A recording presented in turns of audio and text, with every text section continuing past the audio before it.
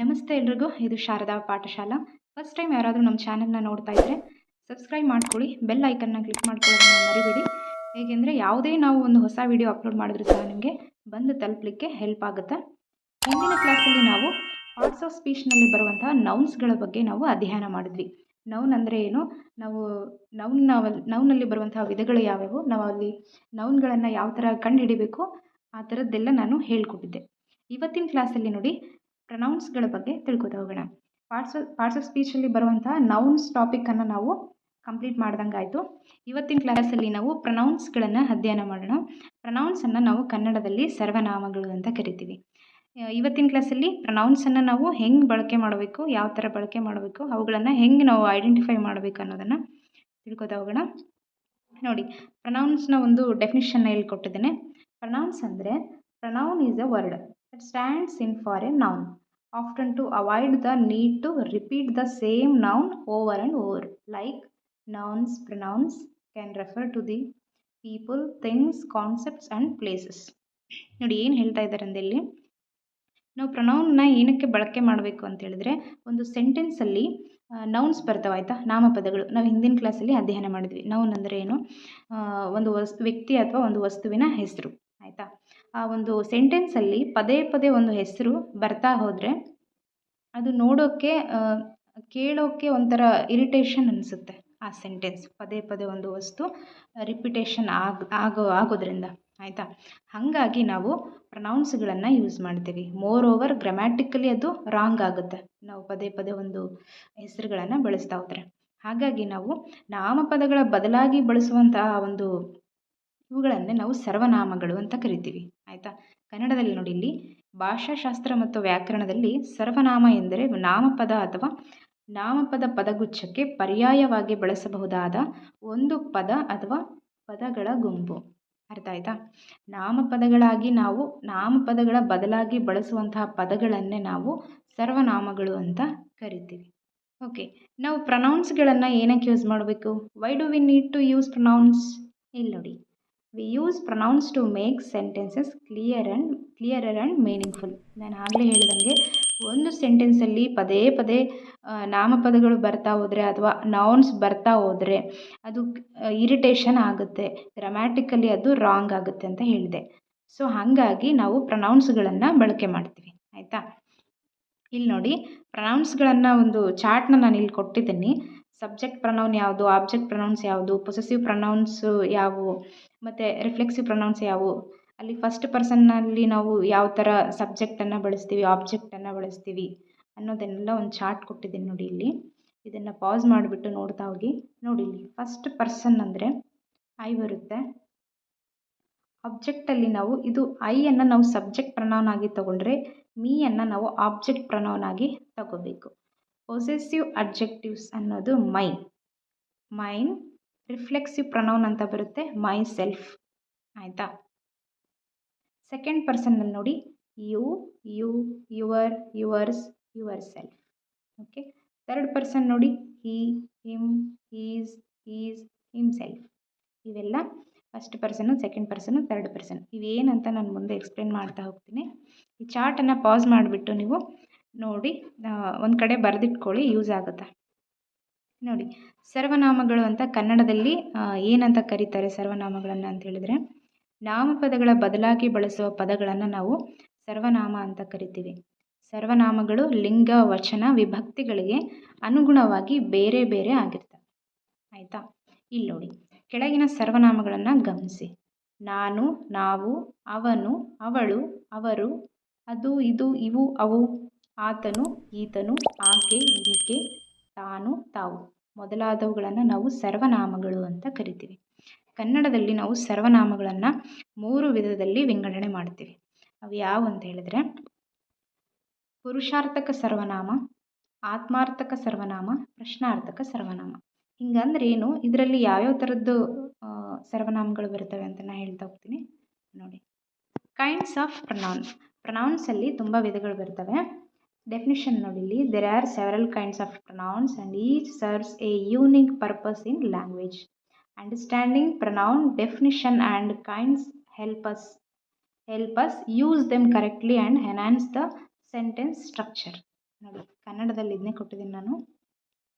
ಸರ್ವನಾಮಗಳ ವಿಧಗಳು. ಹಲವಾರು ವಿಧದ ಸರ್ವನಾಮಗಳಿವೆ ಮತ್ತು ಪ್ರತಿಯೊಂದು ಭಾಷೆಯಲ್ಲಿ ವಿಶಿಷ್ಟ ಉದ್ದೇಶವನ್ನು ಪೂರೈಸುತ್ತೆ.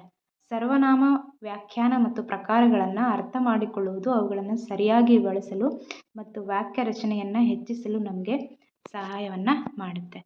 ಏನಿಲ್ಲ, ಸರ್ವನಾಮಗಳಲ್ಲಿ ತುಂಬ ವಿಧಗಳಿದ್ದಾವೆ. ಅದರಲ್ಲಿ ಕೆಲವೊಂದು ಎಲ್ಲ ವಿಧದಲ್ಲಿಯೂ ಒಂದೊಂದು ಪರ್ಪಸ್ ಅಂತ ಇದೆ. ಅದು ಭಾಷೆಯ ಒಂದು ವೈಶಿಷ್ಟ್ಯತೆಯನ್ನು ಹೆಚ್ಚಿಸುತ್ತೆ, ಭಾಷೆಗೆ ಒಂದು ಮೆರುಗನ್ನು ಕೊಡ್ತವೆ. ಹೇಗೆ ಅಂತ ತಿಳ್ಕೊತಾ ಹೋಗೋಣ. ನೋಡಿ ಇಲ್ಲಿ ನೋಡಿ, ನಾನು ಕೊಟ್ಟಿದ್ದೀನಿ ಕನ್ನಡದಲ್ಲಿ. ನಿಮಿಷ, ಇಲ್ಲಿ ನಾನು ಹೇಳಿದ್ನಲ್ಲ, ಕನ್ನಡದಲ್ಲಿ ಪುರುಷಾರ್ಥಕ ಸರ್ವನಾಮ, ಆತ್ಮಾರ್ಥಕ ಸರ್ವನಾಮ, ಪ್ರಶ್ನಾರ್ಥಕ ಸರ್ವನಾಮ 3 ವಿಧದಲ್ಲಿ ಬರ್ತವೆ. ಇದನ್ನು ತಿಳ್ಕೊತಾ ಹೋಗೋಣ. ನೋಡಿ ಇಲ್ಲಿ ಪುರುಷಾರ್ಥಕ ಸರ್ವನಾಮದಲ್ಲಿ ನಮಗೆ ಮತ್ತೆ 3 ಟೈಪ್ಸು ಬರುತ್ತೆ. ಉತ್ತಮ ಪುರುಷ, ಮಧ್ಯಮ ಪುರುಷ, ಪ್ರಥಮ ಪುರುಷ ಅಂತೇಳಿ. ಉತ್ತಮ ಪುರುಷ ಅಂದರೆ ನಾನು, ನಾವು ಎರಡೂ ಬರುತ್ತೆ, ಆಯಿತಾ. ಮಧ್ಯಮ ಅಂದರೆ ನೀವು, ನೀನು, ಓಕೆನಾ. ಪ್ರಥಮ ಪುರುಷ ಅಂತ ಹೇಳಿದರೆ ಅವನು, ಅದು, ಇವಳು, ಇವನು, ಇವರು, ಅವರು, ಅವು, ಅವಳು, ಅದು, ಇವು, ಓಕೆನಾ. ನೋಡಿ, ಉತ್ತಮ ಪುರುಷ ಮತ್ತು ಮಧ್ಯಮ ಪುರುಷ ಮತ್ತು ಪ್ರಥಮ ಪುರುಷ ನಾನು ಈಸಿಯಾಗಿ ಹೇಗೆ ನಿಮಗೆ ಅದನ್ನು ನೆನಪಲ್ಲಿ ಇಟ್ಕೋಬೇಕು ಅಂತ ಹೇಳ್ತೀನಿ. ಉತ್ತಮ ಪುರುಷ ಅಂತ ಹೇಳಿದರೆ, ಈಗ ನಾನು ಮಾತಾಡ್ತಾ ಇದ್ದೀನಿ, ನೀವು ಕೇಳಿಸ್ಕೋತಾ ಇದ್ದೀರಾ, ಓಕೆ. ನಾನು ಉತ್ತಮ ಪುರುಷ, ನೀವು ಕೇಳಿಸ್ಕೋತಾ ಇದ್ದೀರಲ್ಲ, ನೀವು ಮಧ್ಯಮ ಪುರುಷ, ಓಕೆನಾ. ನೀವು ನೀನು ಮಧ್ಯಮ ಪುರುಷ ಆಗ್ತೀರಾ, ನಾನು, ನಾವು ಉತ್ತಮ ಪುರುಷ ಆಗ್ತೀನಿ. ಇಂಗ್ಲೀಷಲ್ಲಿ ಅದನ್ನೇ ಹೇಳೋದು, first person, second person, third person ಅಂತ ಹೇಳ್ತೀವಿ. ಫಸ್ಟ್ ಪರ್ಸನ್ ಅಂದರೆ ನಾನು ಮಾತಾಡ್ತಾ ಇದ್ದೀನಲ್ಲ, ನಾನು ಫಸ್ಟ್ ಪರ್ಸನ್ನು. ನೀವು ಕೇಳಿಸ್ಕೋತಾ ಇದ್ದೀರಲ್ಲ, ನೀವು ಸೆಕೆಂಡ್ ಪರ್ಸನ್. ನಾನು ನೀವು ಇಬ್ಬರು ಸೇರಿ ಬೇರೆ ಯಾರದ್ದೋ ವಿಷಯ ಮಾತಾಡಿದ್ರೆ ಅವರು ಥರ್ಡ್ ಪರ್ಸನ್. ಇಲ್ಲ, ಅದನ್ನೇ ನಾನು ಹೇಳಿರೋದು. ಅವನು, ಇದು, ಇವಳು, ಇವನು ಇವರೆಲ್ಲ ಥರ್ಡ್ ಪರ್ಸನ್. ನಾನು ಏನೋ ಹೇಳ್ತಾ ಇದ್ದೀನಿ ನಿಮಗೆ, ಒಬ್ಬ ವ್ಯಕ್ತಿ ಬಗ್ಗೆ ಹೇಳ್ತಾ ಇದ್ದೀನಿ, he is very intelligent guy ಅಂತ. ನಾನು ಅವನ ಬಗ್ಗೆ ನಿಮ್ಮ ಮುಂದೆ ಹೇಳ್ತಾ ಇದ್ದೀನಿ ಅಂದರೆ ನಾನು ಫಸ್ಟ್ ಪರ್ಸನ್ ಆಗ್ತೀನಿ, ನೀವು ಸೆಕೆಂಡ್ ಪರ್ಸನ್ ಆಗ್ತೀರಾ. ನಾನು ಯಾರ ಬಗ್ಗೆ ಹೇಳ್ತಾ ಇದ್ದೀನಲ್ಲ ಅವರು ಥರ್ಡ್ ಪರ್ಸನ್ ಆಗ್ತಾರೆ. ಅದನ್ನೇ ಇಲ್ಲಿ ವಿಂಗಡಣೆ ಮಾಡಿರ್ತಕ್ಕಂಥದ್ದು. ಇದು ಕನ್ನಡ ಗ್ರಾಮರ್ನಲ್ಲೂ ಬಹಳ ಇಂಪಾರ್ಟೆಂಟು, ಇದು ನೆನ್ಪಿಟ್ಕೋಬೇಕು. ನೋಡಿ, ಇನ್ನೂ ಒಂದು ಆತ್ಮಾರ್ಥಕ ಸರ್ವನಾಮ. ಆತ್ಮಾರ್ಥಕ ಅಂತ ಹೇಳಿದ್ರೆ ತಾನು, ತಾವು ಅನ್ನೋ ವರ್ಡ್ ಎಲ್ಲೆಲ್ಲಿರುತ್ತಲ್ಲ ಅವೆಲ್ಲ ಆತ್ಮಾರ್ಥಕ ಸರ್ವನಾಮ ಆಗುತ್ತೆ. ನೋಡಿ, ಪ್ರಶ್ನಾರ್ಥಕ ಈಸಿ ಇದೆ. ನಾವು ಏನು ಪ್ರಶ್ನೆ ಮಾಡ್ತೀವಲ್ಲ, ಏನು, ಎಲ್ಲಿ, ಯಾರು, ಯಾವುದು, ಯಾವಾಗ, ಈ ಥರದ ಪ್ರಶ್ನೆ ಮಾಡುವಂಥ ಸೆಂಟೆನ್ಸ್ ಯಾವುದೇ ಆಗಿರ್ಬೋದು, ಅದು ಪ್ರಶ್ನಾರ್ಥಕ ಸರ್ವನಾಮ ಆಗಿರುತ್ತೆ. ಕನ್ನಡದಲ್ಲಿ ಅರ್ಥ ಆಗಿದೆ ಅಂತ ಭಾವಿಸ್ತೀನಿ. ಇಂಗ್ಲೀಷಲ್ಲೂ ಮತ್ತೆ ಹೇಳ್ಕೊಡ್ತೀನಿ ನಾನು. ನೋಡಿ, ಇಲ್ಲಿ ಪ್ರೊನೌನ್ಸಲ್ಲಿ ತುಂಬ ಟೈಪ್ಸ್ ಬರ್ತಾವೆ ಅಂತ ಹೇಳಿದ್ನಲ್ಲ, ಇಲ್ಲಿ ನೋಡಿ, possessive pronouns, personal pronouns, relative pronouns, reflexive, indefinite, next demonstrative pronouns, interrogative pronouns. Totally ನಮಗೆ 7 ಟೈಪ್ಸ್ ಆಫ್ ಪ್ರೊನೌನ್ಸು ಇಲ್ಲಿ ನಾವು ಡಿಸ್ಕಸ್ ಮಾಡ್ತೀವಿ ಇವತ್ತು. 1 ಬೈ 1 ನೋಡ್ತಾ ಹೋಗೋಣ. ನೋಡಿ, ಪರ್ಸ್ನಲ್ ಪ್ರೊನೌನ್ಸಲ್ಲಿ ನೋಡಿ, ಪ್ರೊನೌನ್ಸ್ ಅಂದರೆ ಐ ಬರುತ್ತೆ, ವಿ ಬರುತ್ತೆ, ಮೀ, ಅಸ್, ಇಟ್, ಈ, ಹಿಮ್, ಶಿ, ಹರ್, ದೆಮ್ ಇವೆಲ್ಲ ಪ್ರೊನೌನ್ಸು, ಆಯಿತಾ. ಇವು ಜಸ್ಟ್ ಪರ್ಸ್ನಲ್ ಪ್ರೊನೌನ್ಸಲ್ಲಿ ಬರುವಂಥ ಒಂದು ಪ್ರೊನೌನ್ಸ್ಗಳಾಗಿರುತ್ತೆ. ಐ ಅಂದರೆ ನಾನು, ವಿ ಅಂದರೆ ನಾವು, ಓಕೆ. ಮೀ ಅಂದರೆ ನನಗೆ ಅನ್ನೋ ಒಂದು ಅರ್ಥವನ್ನು ಕೊಡುತ್ತೆ, ಓಕೆನಾ. ಅಸ್ ಅಂದರೆ ನಮಗೆ, ನಮ್ಮಿಂದ ಅನ್ನೋ ಒಂದು ಅರ್ಥವನ್ನು ಕೊಡುತ್ತೆ. ಹಿ ಅಂದರೆ ಅವನು, ಹಿಮ್ ಅಂದರೆ ಅವನು, ಅವನಿಂದ ಅನ್ನೋ ಒಂದು ಅರ್ಥವನ್ನು ಕೊಡುತ್ತೆ. ಮೊದಲನೇದಾಗಿ ಪರ್ಸ್ನಲ್ ಪ್ರೊನೌನ್ಸ್ ಬಗ್ಗೆ ತಿಳ್ಕೊತಾ ಹೋಗೋಣ. Personal pronouns refer to precise persons or objects. They are grouped into the following, ಓಕೆನಾ. ನೋಡಿ, ಪರ್ಸ್ನಲ್ ಪ್ರೊನೌನ್ಸ್ ಅಂದರೆ ನೀವು ಹೆಂಗೆ ನೆನ್ಪಿಡ್ಬೇಕಂದ್ರೆ, ಒಂದು ನಿರ್ದಿಷ್ಟವಾಗಿ ನಾವು ಒಬ್ಬ ವ್ಯಕ್ತಿ ಬಗ್ಗೆ, ಒಂದು ವಸ್ತು ಬಗ್ಗೆ ಮಾತಾಡ್ತಾ ಇದ್ದೀವಿ ಅಂತಂದರೆ ಅವನ್ನೆಲ್ಲ ನಾವು ಪರ್ಸ್ನಲ್ ಪ್ರೊನೌನ್ಸ್ ಅಂತ ಕರಿತೀವಿ. ನಾನು ಆಗಲೇ ಹೇಳಿದ್ನೆಲ್ಲ ನಿಮಗೆ, ಫಸ್ಟ್ ಪರ್ಸನ್ ಅಂದರೆ ಏನು, ಸೆಕೆಂಡ್ ಪರ್ಸನ್ ಅಂದರೆ ಏನು, ಥರ್ಡ್ ಪರ್ಸನ್ ಅಂದರೆ ಏನು. ಇಲ್ಲಿ ನೋಡಿ, ಫಸ್ಟ್ ಪರ್ಸನ್ ಅರಾಟರ್ ಅಥವಾ ಅರಾಟರ್ಸ್, ವಾಗ್ಮಿಗಳು ಅಂತ ಕರಿತೀವಿ. ಈಗ ನಾನು ಮಾತಾಡ್ತಾ ಇದ್ದೀನಿ ಅಂದರೆ ನಾನು ಫಸ್ಟ್ ಪರ್ಸನ್, ಓಕೆ. ನೋಡಿ, ಐ ಬರುತ್ತೆ, ವಿ ಬರುತ್ತೆ, ಮೀ ಬರುತ್ತೆ, ಅಸ್ ಬರುತ್ತೆ ಫಸ್ಟ್ ಪರ್ಸನ್ನಲ್ಲಿ. ನೋಡಿ, ಎಕ್ಸಾಂಪಲ್ಗೆ we are going to the zoo, ಇದು ವಿ ಅನ್ನೋದು ಫಸ್ಟ್ ಪರ್ಸನ್, ಓಕೆನಾ. ಸೆಕೆಂಡ್ ಪರ್ಸನ್ನ ನೋಡ್ತಾ ಹೋಗೋಣ. ನೋಡಿ, ಸೆಕೆಂಡ್ ಪರ್ಸನ್ ಅಂದರೆ ನಾನು ಹೇಳೋದನ್ನು ಯಾರು ಕೇಳಿಸ್ಕೊತಾ ಇದ್ದೀರಲ್ಲ, ನೀವು ಸೆಕೆಂಡ್ ಪರ್ಸನ್ ಆಗಿರ್ತೀರ, okay. Refers to the individual being spoken to you. ನಾನು ಯಾರ ಜೊತೆ ಮಾತಾಡ್ತಾ ಇದ್ದೀನಿ ಅವರು ಸೆಕೆಂಡ್ ಪರ್ಸನ್ ಆಗಿರ್ತಾರೆ. ಎಕ್ಸಾಂಪಲ್ಗೆ ನೋಡಿ, ಹಿ ಶಿ ಎಕ್ಸಾಂಪಲ್ಗೆ ಯು ಅನ್ನೋದು ಸೆಕೆಂಡ್ ಪರ್ಸನ್ ಆಗಿರುತ್ತೆ. ಎಕ್ಸಾಂಪಲ್ ನೋಡಿ, ಯು ಆರ್ ವೆರಿ ಕೈಂಡ್.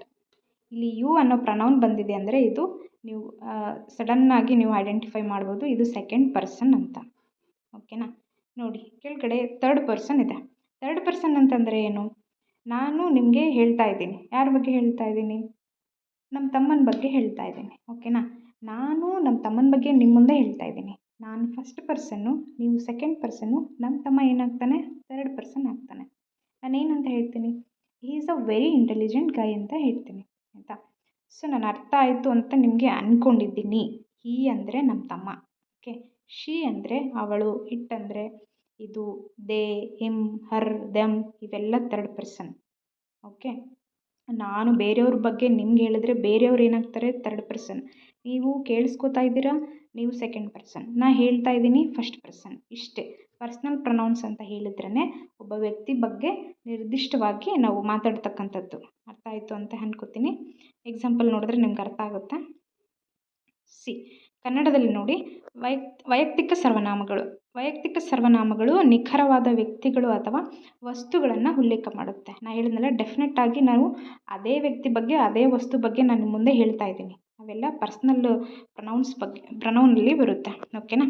ನೋಡಿ ಇಲ್ಲಿ ಮೊದಲನೇ ವ್ಯಕ್ತಿ ಫಸ್ಟ್ ಪರ್ಸನ್ ವಾಗ್ಮಿ. ನಾನು ಮಾತಾಡ್ತಾ ಇದ್ದೀನಿ, ನಾನು ಫಸ್ಟ್ ಪರ್ಸನ್. ನೋಡಿ ಫಸ್ಟ್ ಪರ್ಸನ್ನಲ್ಲಿ ನಾನು, ನಾವು, ನಾನು, ನಮಗೆ ಅನ್ನೋದೆಲ್ಲ ಬರುತ್ತೆ.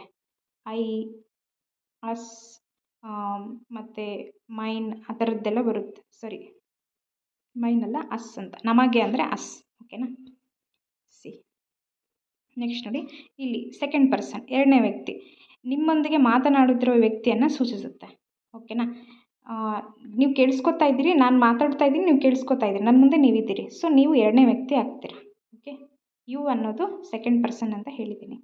ನೋಡಿ ಥರ್ಡ್ ಪರ್ಸನ್ ಮೂರನೇ ವ್ಯಕ್ತಿ ಯಾರನ್ನಾದರೂ ಅಥವಾ ಯಾವುದನ್ನಾದರೂ ಸೂಚಿಸುತ್ತದೆ. ಅವನು, ಈ, ಶಿ, ಅವಳು, ಅದು, ಅವರು, ಅವನು, ಅವಳು, ಅವರು ಇವರೆಲ್ಲ ಏನು ಅಂದರೆ ಥರ್ಡ್ ಪರ್ಸನ್ನಲ್ಲಿ ಬರ್ತಾರೆ. ಎಕ್ಸಾಂಪಲಿಗೆ ನೋಡಿ, ನಾನು ನಿಮಗೆ ಹೇಳ್ತೀನಿ, ಅವರಿಗೆ ಪುಸ್ತಕಗಳನ್ನು ಓದೋದು ತುಂಬ ಇಷ್ಟ ಅಂತ ನಾನು ಬೇರೆ ಯಾರನ್ನೋ ಇಟ್ಕೊಂಡು ನಿಮ್ಮ ಮುಂದೆ ಹೇಳ್ತೀನಿ. ಸೊ ಇಲ್ಲಿ ನಾನು ಬೇರೆಯವ್ರ ಬಗ್ಗೆ ಹೇಳ್ತಾ ಇರೋದ್ರಿಂದ ಬೇರೆಯವರು ಥರ್ಡ್ ಪರ್ಸನ್ ಆಗ್ತಾರೆ. ಓಕೆನಾ. ಅರ್ಥ ಆಯಿತು ಅಂತ ಭಾವಿಸ್ತೀನಿ. ಎಕ್ಸಾಂಪಲ್ ನೋಡಿ, ಇಲ್ಲಿ ಐ ಲೈಕ್ ಯುವರ್ ಡ್ರೆಸ್. ಇಲ್ಲಿ ಐ ಅನ್ನೋದು ಫಸ್ಟ್ ಪರ್ಸನ್. ಓಕೆನಾ. First person. You are late. ಇಲ್ಲಿ ನೀವು ಪ್ರನೌನ್ನ ಕಂಡುಹಿಡಿರಿ. ಯು ಅನ್ನೋದು ಪ್ರನೌನ್ ಆಗುತ್ತೆ. ಇದರಲ್ಲೂ ಯಾವ ಪ್ರನೌನ್ ಇದು? Second person. Okay. He is my friend. ಇದನ್ನು ನೀವು ಹೇಳಿ, ಈಸ್ ಮೈ ಫ್ರೆಂಡ್. ಹಿ ಅನ್ನೋದು ಪ್ರನೌನ್ ಆಗುತ್ತೆ. ಇದು ಎಂಥ ಪ್ರನೌನು? Third person. ಓಕೆನಾ. ಕ್ಲಿಯರಾಗಿ ನೆನ್ಪಿಟ್ಕೊಳ್ಳಿ. ನಾನು ಮಾತಾಡ್ತಾ ಇದ್ದೀನಿ ಅಂದರೆ ನಾನು ಫಸ್ಟ್ ಪರ್ಸನ್ನು, ನೀವು ಕೇಳಿಸ್ಕೊತಾ ಇದ್ದೀರಾ ಅಂದರೆ ನೀವು ಸೆಕೆಂಡ್ ಪರ್ಸನ್ನು, ನಾನು ಬೇರೆಯವ್ರ ಬಗ್ಗೆ ಹೇಳ್ತಾ ಇದ್ದೀನಿ ಅಂದರೆ ಬೇರೆಯವರೆಲ್ಲ, ಬೇರೆಯವ್ರು ಮೀನ್ಸ್ ಇಲ್ಲೇನು? ಈ, ಶಿ, ಇಟ್, ದೇ ಅವರೆಲ್ಲ ಥರ್ಡ್ ಪರ್ಸನ್. ಅರ್ಥ ಆಯಿತು ಅಂತ ಭಾವಿಸ್ತೀನಿ. ನೆಕ್ಸ್ಟ್ ನೋಡೋಣ. ನೋಡಿ ಪೊಸೆಸಿವ್ ಪ್ರೊನೌನ್ಸು. ಇಲ್ಲಿ ನೋಡಿ ಡೆಫಿನಿಷನ್ ನೋಡಿ. Possessive pronouns express ownership, possession. They make sentences more fluid by replacing nouns to show who something belongs to. Possessive pronouns ಅಂದ್ರೇ ಓನರ್ಶಿಪ್ಪನ್ನು ತೋರಿಸುತ್ತೆ. ಹೇಗೆ ಅಂದರೆ ಅದು ನಂದು, ಇದು ನಿಮ್ಮದು, ಅದು ಅವ್ರದ್ದು ಅನ್ನೋ ಥರ. ಎಕ್ಸಾಂಪಲ್ಗೆ ನೋಡಿ, ಇಲ್ಲಿ ಮೈನ್ ನನ್ನದು, ಯುವರ್ಸ್ ನಿನ್ನದು, ಹೀಸ್ ಅವನದ್ದು, ಹರ್ಸ್ ಅವಳದ್ದು, ಅವರ್ಸ್ ನಮ್ಮದು, ದೇರ್ಸ್ ಅವರದ್ದು ಅನ್ನೋದು ಇಲ್ಲಿ ಓನರ್ಶಿಪ್ಪನ್ನು ತೋರಿಸುತ್ತೆ. ಎಕ್ಸಾಂಪಲಿಗೆ ನೋಡಿ, ದಿಸ್ ಬುಕ್ ಈಸ್ ಮೈನ್. ಇದು ನನ್ನ ಬುಕ್ಕು ಅಂತ ನಾನು ಹೇಳ್ತಾ ಇದ್ದೀನಿ. ಎಕ್ಸಾಕ್ಟಾಗಿ ಹೇಳ್ತಾ ಇದ್ದೀನಿ, ಇದು ನನ್ನ ಬುಕ್ಕು, ಇದು ನನ್ನ ಡ್ರೆಸ್ಸು ಅಂತ ನಾನು ಹೇಳ್ತಾ ಇದ್ದೀನಿ. ಸೊ ಇದು ಎಲ್ಲ ಈ ಪ್ರೊನೌನ್ಗಳನ್ನು ನಾವೇನಂತ ಕರಿತೀವಿ? ಪೊಸೆಸಿವ್ ಪ್ರೊನೌನ್ಸ್ ಅಂತ ಕರಿತೀವಿ. ಎಕ್ಸಾಂಪಲಿಗೆ ನೋಡಿ, ಇಲ್ಲಿ ಕನ್ನಡದಲ್ಲಿ ನೋಡಿ ಅರ್ಥ ಆಗುತ್ತಾ? ಮಾಲೀಕತ್ವ ಅಥವಾ ಸ್ವಾಮ್ಯವನ್ನು ವ್ಯಕ್ತಪಡಿಸುತ್ತೆ. ಅದು ಯಾರಿಗೆ ಸೇರಿದೆ ಎಂಬುದನ್ನು ಇದು ತೋರಿಸುತ್ತೆ. ನಾನು ಹೇಳೋದ್ನಲ್ಲ, ನನ್ನದು, ಮೈನ್ ನಿನ್ನದು, ಯುವರ್ಸ್ ಅವನದ್ದು, ಈಸ್ ಅವಳದ್ದು, ಹರ್ಸ್ ನಮ್ಮದು, ಅವರ್ಸ್ ಅವರದ್ದು, ದೇರ್ಸ್ ಅಂತ. ಇಂಗ್ಲೀಷಲ್ಲಿ ಎಕ್ಸಾಂಪಲ್ಸ್ ಕೊಟ್ಟಿದ್ದೀನಿ ನೋಡಿ. ದಿಸ್ ಬುಕ್ ಈಸ್ ಮೈನ್, ಈ ಬುಕ್ಕು ನಂದು ಅಂತ ನಾನು ಎಕ್ಸಾಕ್ಟಾಗಿ ಅದೇ ಬುಕ್ಕಿನ ಬಗ್ಗೆನೇ ಮಾತಾಡ್ತಾ ಇದ್ದೀನಿ. ಸೊ ಇದು ಮೈನ್ ಅನ್ನೋದು ಎಂಥ ಪ್ರನೌನ್, ಇದು ಪೊಸೆಸಿವ್ ಪ್ರನೌನ್. ಓಕೆ, ಮೈನ್ ಅನ್ನೋದು ಎಂಥ ಪ್ರನೌನು, ಪೊಸೆಸಿವ್ ಪ್ರನೌನ್ಸ್. ಇಲ್ಲಿ ನೋಡಿ, that jacket is his. Is ಅನ್ನೋದು ಎಂಥ ಪ್ರನೌನ್ ಅಂತ ಕೇಳಿದರೆ ನೀವೇನು ಹೇಳಬೇಕು, ಪೊಸೆಸಿವ್ ಪ್ರನೌನ್. ನಾನಿಲ್ಲಿ ಏನು ಹೇಳ್ತಾ ಇದ್ದೀನಿ, ದಟ್ ಜಾಕೆಟ್ ಈಸ್ ಹೀಸ್, ಆ ಜಾಕೆಟ್ ಏನಿದೆ ಅಲ್ಲ, ಆ ಜಾಕೆಟ್ ಅವನದ್ದದು ಅಂತ ನಾನು ಹೇಳ್ತಾ ಇದ್ದೀನಿ. ಓಕೆನಾ. ಇನ್ನೊಂದು ಎಕ್ಸಾಂಪಲ್ ನೋಡಿ, her favourite colour is purple but mine is green. ನಾನು ಹೇಳ್ತಾ ಇದ್ದೀನಿ ಒಂದು ಕಲರ್ ಬಗ್ಗೆ. ಅವಳಿಗೆ ಪರ್ಪಲ್ ಕಲರ್ ಅಂದರೆ ಇಷ್ಟ, ನನಗೆ ಗ್ರೀನ್ ಅಂದರೆ ಇಷ್ಟ ಅಂತ ನಾನು ಹೇಳ್ತಾ ಇದ್ದೀನಿ. ಇಲ್ಲಿ ಪ್ರನೌನ್ಸ್ ಏನಿದಾವೆ, ಇಲ್ಲಿ ಹರ್ ಅನ್ನೋದು ಪ್ರನೌನು, ಮೈನ್ ಅನ್ನೋದು ಪ್ರನೌನು. ನೋಡಿ, ಇನ್ನೊಂದು ರಿಫ್ಲೆಕ್ಸಿವ್ ಪ್ರನೌನ್ಸ್ ಅಂತ ಬರ್ತವೆ. ಹಾಗಂದರೆ ಡೆಫಿನಿಷನ್ ಕೊಟ್ಟಿದ್ದೀನಿ ನೋಡಿ ಇಲ್ಲಿ. A reflexive pronoun is A pronoun that refers back to the subject of a sentence. It is used when the subject and object of a sentence are the same. ನೋಡಿ, reflexive ಪ್ರನೌನ್ಸನ್ನು ನಾವು ಏನಕ್ಕೆ use ಮಾಡ್ತೀವಿ, ಎಲ್ಲಿ use ಮಾಡ್ತೀವಿ ಅಂತಂದರೆ, subject ಮತ್ತು object ಎರಡೂ same ಇರಬೇಕು. ಹಂಗಿದ್ದಾಗ ಮಾತ್ರ ನಾವು ರಿಫ್ಲೆಕ್ಸಿವ್ ಪ್ರನೌನ್ಸನ್ನು ಯೂಸ್ ಮಾಡ್ತೀವಿ. ಎಕ್ಸಾಂಪಲ್ಸ್ಗೆ ನೋಡಿ, ರಿಫ್ಲೆಕ್ಸಿವ್ ಪ್ರನೌನ್ಸ್ ಅಂದ್ರೇ myself, yourself, himself, herself, itself, ourselves, yourselves and themselves. ಇವುಗಳನ್ನೆಲ್ಲವೂ ನಾವು ರಿಫ್ಲೆಕ್ಸಿವ್ ಪ್ರನೌನ್ಸ್ ಅಂತ ಕರಿತೀವಿ. ಎಕ್ಸಾಮಲ್ಲಿ ಡೈರೆಕ್ಟಾಗಿ ಒಂದು ಸೆಂಟೆನ್ಸ್ ಕೊಡ್ತಾನೆ. ಅದು ನೋಡಿ, ಒಂದು ಸೆಂಟೆನ್ಸ್ ಕೊಟ್ಟು ಅದರಲ್ಲಿ ಕೇಳ್ತಾನೆ, ಇದರಲ್ಲಿ ರಿಫ್ಲೆಕ್ಸಿವ್ ಪ್ರನೌನ್ ಯಾವುದು ಅಂತ ಕೇಳ್ತಾನೆ. ಅದು ನೀವು ಇವನ್ನೆಲ್ಲ ನೆನಪಿಟ್ಕೊಂಡ್ರೆ ನಿಮಗೆ ಈಸಿಯಾಗಿ ಐಡೆಂಟಿಫೈ ಮಾಡ್ಬೋದು. ಎಕ್ಸಾಂಪಲ್ ಮೂಲಕ ತಿಳ್ಕೊತಾ ಹೋಗೋಣ ಬನ್ನಿ. ಕನ್ನಡದಲ್ಲಿ ನೋಡಿ, ವಾಕ್ಯದ ವಿಷಯ ಮತ್ತು ವಸ್ತು ಒಂದೇ ಆಗಿರುವಾಗ, ನಾನು ಅದನ್ನೇ ಹೇಳಿದೆ, ಸಬ್ಜೆಕ್ಟ್ ಮತ್ತು ಆಬ್ಜೆಕ್ಟ್ ಒಂದೇ ಇರುವಾಗ ಇದನ್ನು ನಾವು ಬಳಸ್ತೀವಿ. ಓಕೆನಾ. ಎಕ್ಸಾಂಪಲ್ ನೋಡಿ, ನಾನೇ, ನೀವೇ, ಸ್ವತಃ, ನಾವೇ, ನೀವೇ, ತಮ್ಮಷ್ಟಕ್ಕೆ ತಾವೇ, ಆ ಥರ ಬಂದಾಗ ಇವುಗಳನ್ನು ಯೂಸ್ ಮಾಡ್ತೀವಿ ನಾವು. ನೋಡಿ, ಎಕ್ಸಾಂಪಲ್ಸ್ ನೋಡೋಣ. I was in Hari, so I washed the car my self. ನೋಡಿ, ನಾನು ತುಂಬ ಆತರದಲ್ಲಿದ್ದೆ ಬೆಳಗ್ಗೆ ಆಫೀಸ್ಗೆ ಹೋಗ್ಬೇಕಾದ್ರೆ, ಹಾಗಾಗಿ ನನ್ನ ಕಾರನ್ನು ನಾನೇ ವಾಶ್ ಮಾಡಿಕೊಂಡೆ. ಇಲ್ಲಿ ಏನು ತೋರಿಸುತ್ತೆ, ರಿಫ್ಲೆಕ್ಸಿವ್ ಅಂದ್ರೇ ನಮ್ಮ ಇಷ್ಟಕ್ಕೆ ನಾವೇ ಮಾಡ್ಕೊಳ್ಳೋದು. ಓಕೆನಾ. ಈಗ ಅಂತಿರ್ತಾರೆ ನೋಡಿ, ಅವ್ರಿಷ್ಟಕ್ಕೆ ಅವರೇ ಮಾಡಿಕೊಂಡ್ರು, ಅವನಿಷ್ಟಕ್ಕೆ ಅವನೇ ಮಾಡಿಕೊಂಡ, ಅದಕ್ಕೆ ಹೀಗೆಲ್ಲ ಆಯಿತು ಅಂತ. ಸೊ ನೋಡಿ, ಮೈ ಸೆಲ್ಫ್, ನನ್ನಷ್ಟಕ್ಕೆ ನಾನೇ ಕಾರ್ ತೊಳ್ಕೊಂಡೆ. ಇಲ್ಲಿ ವರ್ಬನ್ನು ಅವರು ಹೇಳ್ತಾ ಇದ್ದಾರೆ. ವರ್ಬ್ ಹೆಂಗೆ, ನಾನೇ ಅದನ್ನು ಮಾಡಿದ್ದೀನಿ ಅನ್ನೋ ಥರ ಇಲ್ಲಿ ಹೇಳ್ತಾ ಇದ್ದಾರೆ. ಇನ್ನೊಂದು ಎಕ್ಸಾಂಪಲ್ ನೋಡಿ, you are going to have to drive your self to school today. ನೀನು ಇವತ್ತು ಸ್ಕೂಲ್ಗೆ ನೀನೇ ಡ್ರೈವ್ ಮಾಡ್ಕೋತ ಹೋಗು ಅಂತ.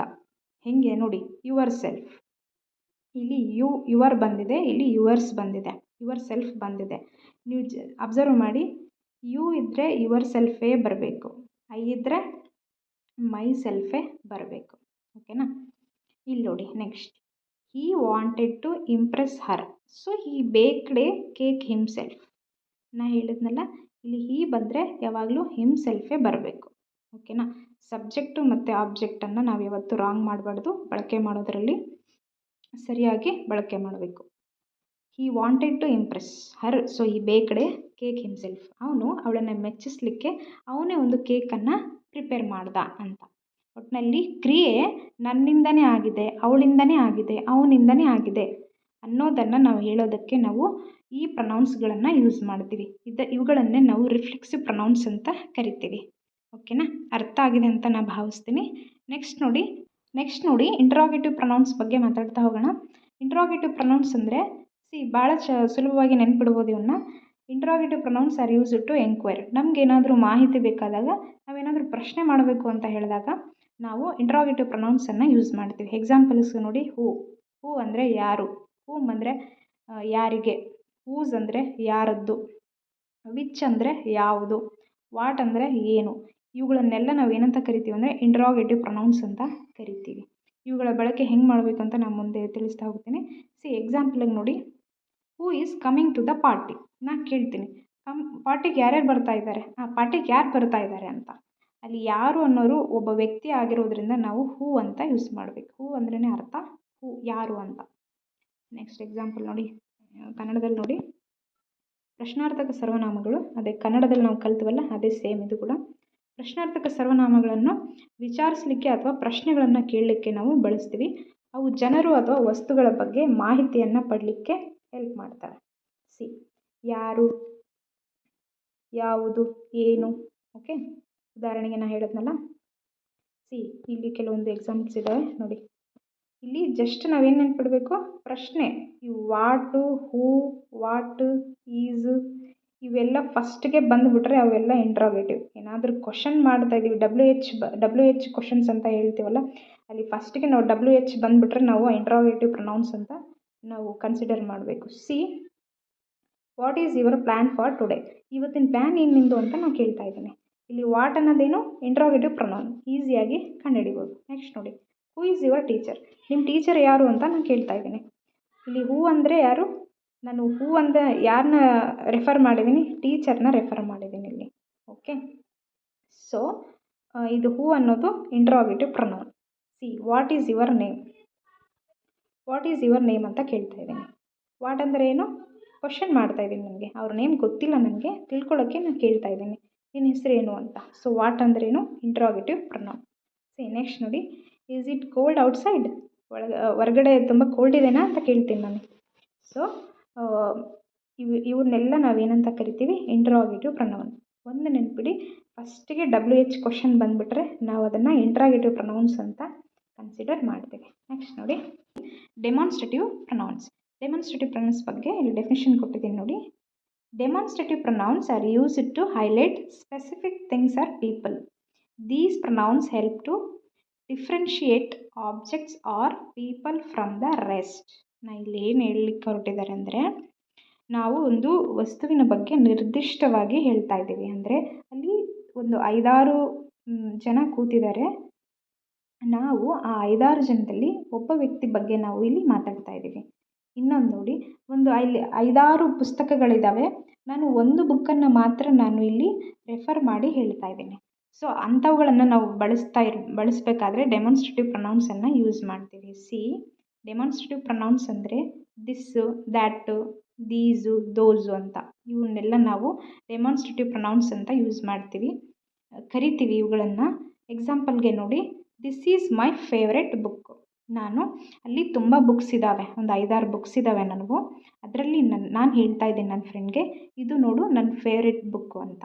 ಓಕೆ, ಎಕ್ಸಾಕ್ಟಾಗಿ ಆ ಒಂದು ಬುಕ್ಕಿನ ಬಗ್ಗೆನೇ ನಾನು ಮಾತಾಡ್ತಾ ಇರೋದ್ರಿಂದ ಇಲ್ಲಿ ದಿಸ್ ಅಂತ ಯೂಸ್ ಮಾಡಬೇಕು. ನಾನು ಇನ್ನೊಂದು ಹೇಳ್ತೀನಿ ನೋಡಿ, ದಿಸ್ ಅಂದರೆ ನಮಗೆ ನಮ್ಮ ಹತ್ತಿರ ಇದ್ದರೆ ಅದನ್ನು ದಿಸ್ ಅಂತ ಕರಿತೀವಿ. ಓಕೆ, ಸ್ವಲ್ಪ ನಮಗಿಂತ ದೂರ ಇದ್ದರೆ ಅದನ್ನು ದ್ಯಾಟ್ ಅಂತ ಕರಿತೀವಿ. ಎಕ್ಸಾಂಪಲ್ಗೆ this is my favourite book ಅಂತ ಹೇಳಿದೆ. ನನ್ನ ಕೈಯಲ್ಲಿ ಇತ್ತದು, ನನ್ನ ಮುಂದೆ ಇತ್ತು, ದಿಸ್ ಈಸ್ ಮೈ ಬುಕ್ ಅಂತ ಹೇಳಿದೆ. ಸ್ವಲ್ಪ ದೂರದಲ್ಲಿದೆ ಅಂತ ಹೇಳಿದ್ರೆ ದ್ಯಾಟ್ ಈಸ್ ಮೈ ಬುಕ್ ಅಂತ ಹೇಳಬೇಕು. ಮತ್ತು ದಿಸ್ ಈಸ್ ಮೈ ಬುಕ್ ಅನ್ಬಾರ್ದು, ದ್ಯಾಟ್ ಈಸ್ ಮೈ ಬುಕ್ ಅಂತ ಹೇಳಬೇಕು. ನೋಡಿ, ಒಂದು 5-6 ಬುಕ್ಗಳಿದ್ದಾವೆ ಅಥವಾ 5-6 ಪೆನ್ಸ್ ಇದ್ದಾವೆ ನನ್ನ ಹತ್ರ. ದೀಸ್ ಆರ್ ಮೈ ಪೆನ್ಸ್ ಅಂತ ಹೇಳ್ತೀನಿ. ಅವೇ ಪೆನ್ಗಳು ಸ್ವಲ್ಪ ದೂರದಲ್ಲಿದ್ದಾವೆ. ಓಕೆನಾ, ನಾನು ಏನು ಹೇಳ್ತೀನಿ, ದೋಸ್ ಆರ್ ಮೈ ಪೆನ್ಸ್ ಅಂತ ಹೇಳ್ತೀನಿ. ಹತ್ತಿರದಲ್ಲಿದ್ದರೆ ದಿಸ್ಸು ದೀಸ್ ತಗೋಬೇಕು, ದೂರದಲ್ಲಿದ್ದರೆ ದ್ಯಾಟು ದೋಸ್ ತಗೋಬೇಕು. ಅರ್ಥ ಆಯ್ತಾ?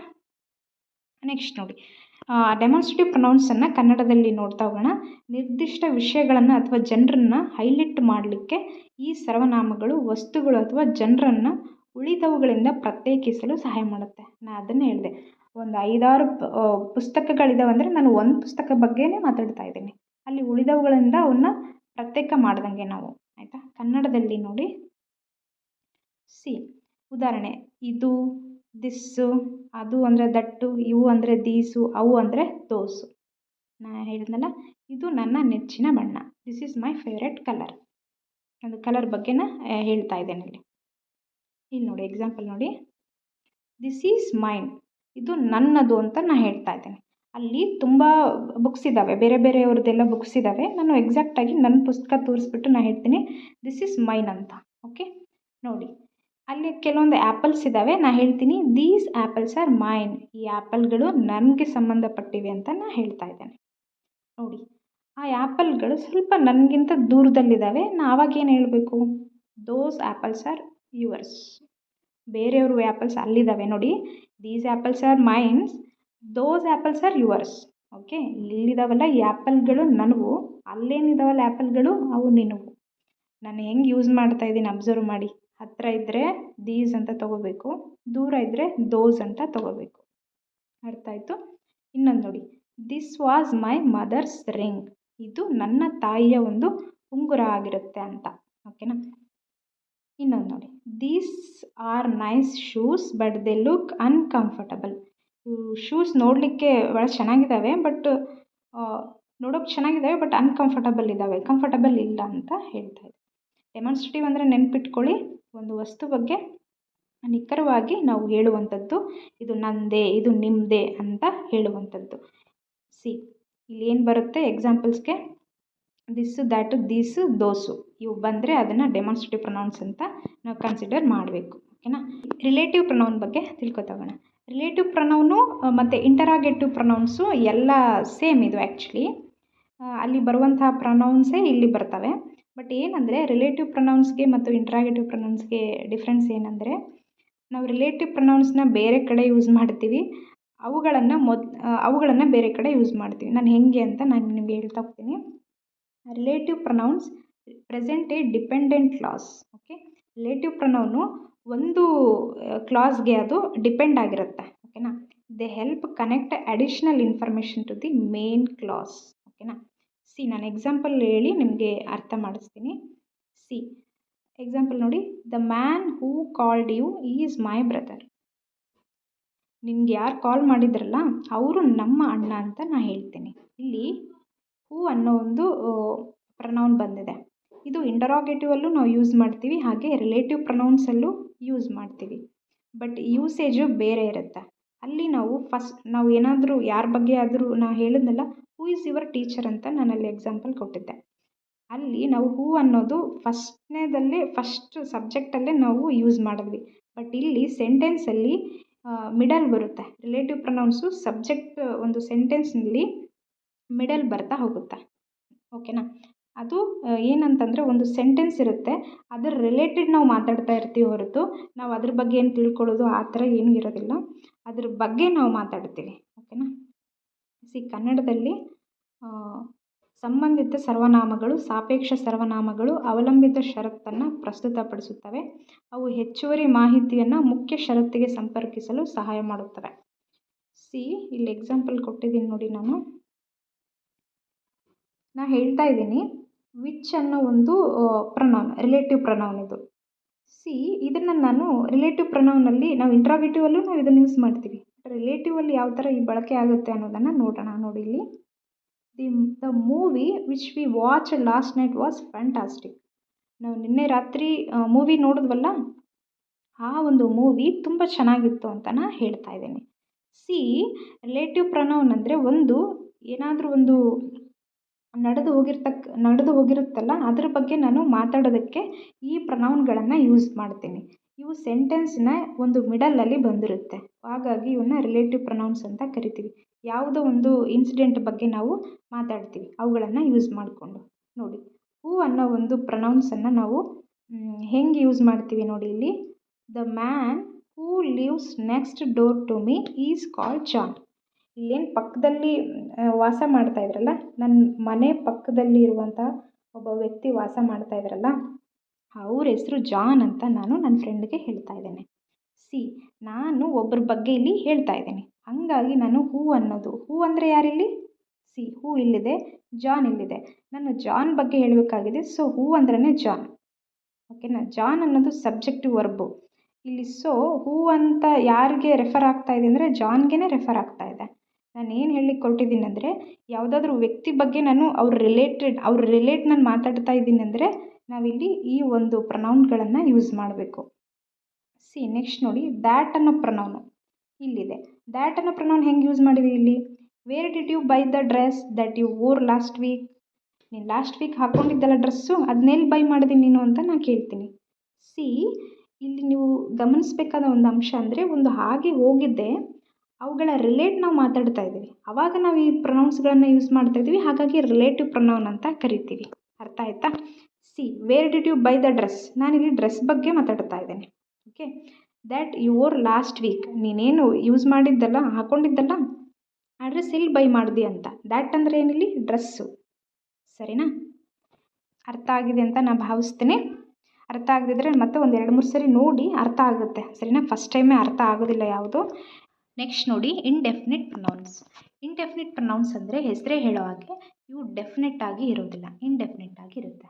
ಡೆಫಿನಿಷನ್ ನೋಡಿ, indefinite pronouns are used for persons or things that are non specific.